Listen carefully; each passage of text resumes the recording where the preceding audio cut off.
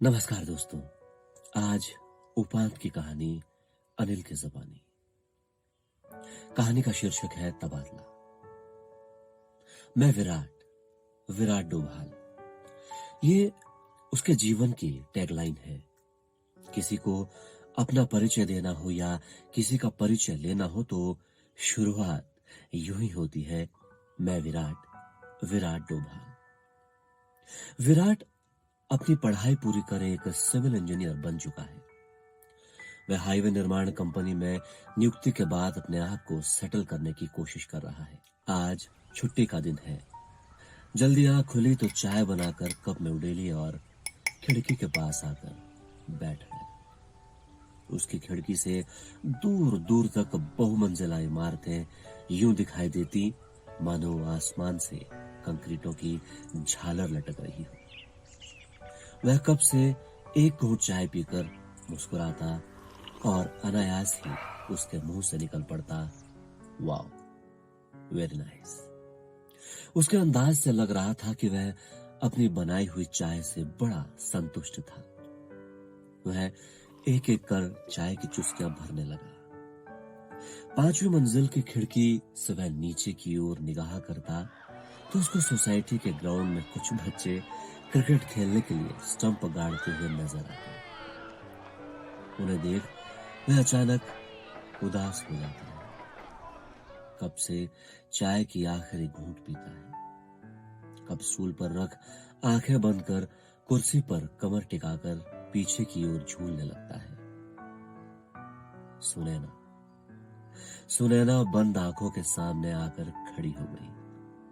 अच्छा बताओ, ये विराट का मतलब क्या होता है? विराट मतलब बड़ा? उसने जवाब दिया। बड़ा? मगर तुम तो अभी छोटे हो। बड़ा तो वो होता है जिसके मूंछ निकल आती है। सुनैना ने नाक चढ़ाकर जवाब दिया और खिलखिलाकर हंस पड़ी। सुनैना और विराट की दोस्ती बहुत पुरानी नहीं थी। विराट के पिताजी उसी वर्ष तबादला होकर यहां आए थे। इस छोटे शहर में वे आना नहीं चाहते थे क्योंकि उन्हें लगता था कि लखनऊ और नजीबाबाद के बीच एक बहुत बड़ा फासला है, स्टेटस और स्टैंडर्ड का। तबादला रुकवाने की कई कोशिशों के बाद जब बात नहीं बनी तो उन्हें नजीबाबाद आना ही पड़ा। विराट की मां तो उन्हें पहले ही कह चुकी थी, बेकार परेशान होते हो, लखनऊ से चले जाते हैं। कौन सी यहाँ हमारी जमीन जायदाद रखी है जो मोह करे, समय से चले जाते हैं। बच्चों के स्कूल में एडमिशन का समय भी है। देर हुई तो वो भी परेशानी का एक सबब बन जाएगा। आखिर पति पत्नी की राय एक हुई और डोभाल फैमिली नजीबाबाद आ गई। थोड़े दिनों में सब सामान्य सा हो गया। मसलन घर, दफ्तर, बाजार, किसी का घर में आना जाना, एक आम आदमी के जितने भी दायरे होते हैं वहां तक अब सोमेश डोभाल के रिश्ते पसर चुके थे। विराट के पिता सोमेश डोभाल सिंचाई विभाग में हेड अकाउंटेंट थे। सारा दफ्तर उन्हें बड़े बाबू के नाम से जानता था। बड़े बाबू थे तो स्वाभाविक था कि स्टाफ के सभी लोगों की फैमिली भी उनसे मधुर संबंध बनाए रखने की कोशिश कर रही थी। एक दिन मिसेस रावत अपनी बेटी सुनैना के साथ बड़े बाबू के घर पर आ गई। सुनैना बड़ी चंचल लड़की थी। आते ही उसने सबसे पहले विराट की मां से दोस्ती कर ली। जब थोड़ी देर हो गई तो उसने अपनी मां के चेहरे के करीब अपना चेहरा ले जाकर कुर्सी पर बैठे विराट की ओर आंखों से इशारा करते हुए धीरे से कहा, मम्मी, उसका नाम क्या है? सुनैना की मां बेटी को कुछ जवाब दे पाती उससे पहले विराट की मां ने कह दिया, अरे अपनी मम्मी से क्या पूछती हो, उससे खुद ही पूछ लो। विराट की मां का इतना कहते ही वह विराट के पास जाकर पूछ बैठी, तुम्हारा नाम क्या है? विराट ने गर्दन नीचे कर जवाब दिया, विराट। अच्छा बताओ, ये विराट का मतलब क्या होता है? विराट मतलब बड़ा। उसने जवाब दिया, बड़ा? मगर तुम तो अभी छोटे हो। बड़ा तो वो होता है जिसकी मूछें निकल आती हैं। सुनैना ने नाक चढ़ाकर जवाब दिया और खिलखिलाकर हंस पड़ी। सुनैना की हरकतों को देख विराट की मां के साथ सुनैना की मां भी हंस पड़ी।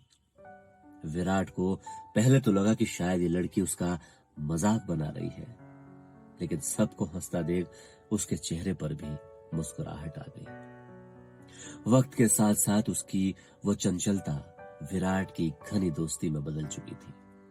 सुनैना इतनी बेबाक थी कि कॉलोनी से लेकर स्कूल तक सब उसे आफत वाली जिद्दी लड़की कहते। 5वीं क्लास में विराट का एडमिशन भी उसी स्कूल में हो चुका था जिसमें सुनैना पढ़ती थी।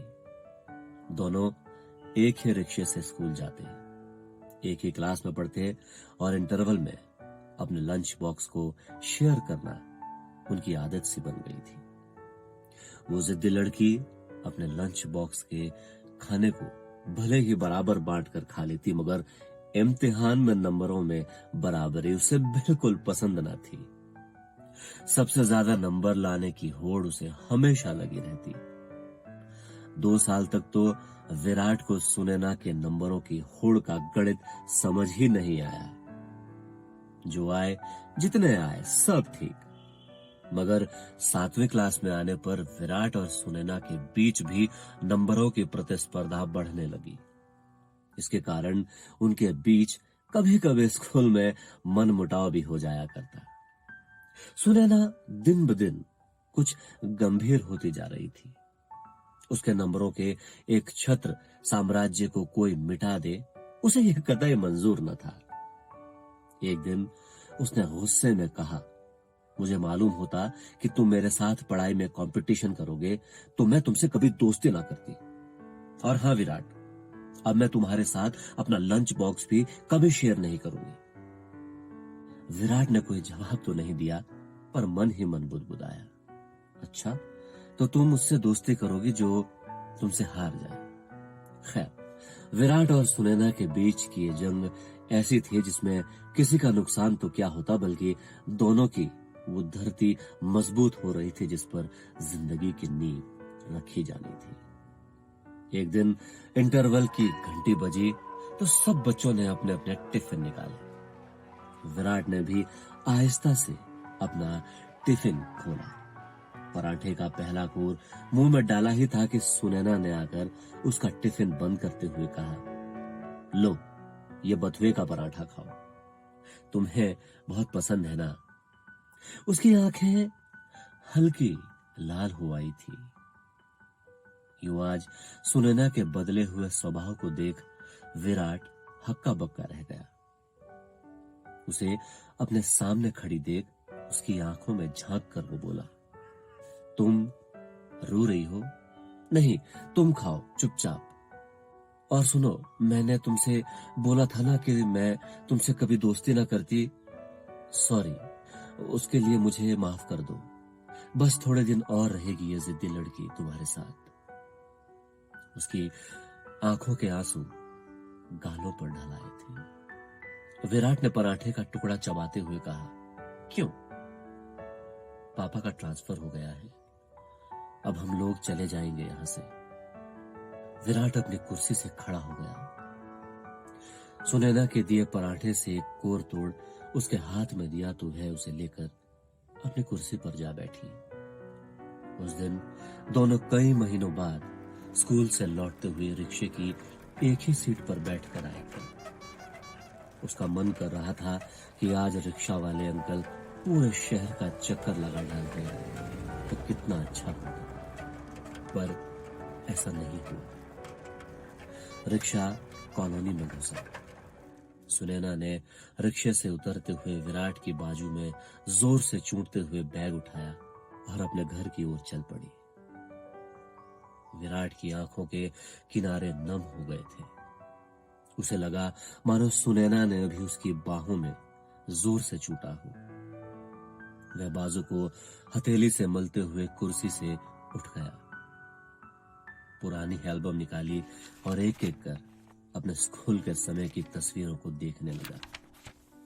वह खुद से सवाल कर रहा था, ये कुछ रिश्ते सिर्फ स्कूल की चार दीवारी के बीच तक ही क्यों सिमट कर रह जाते हैं?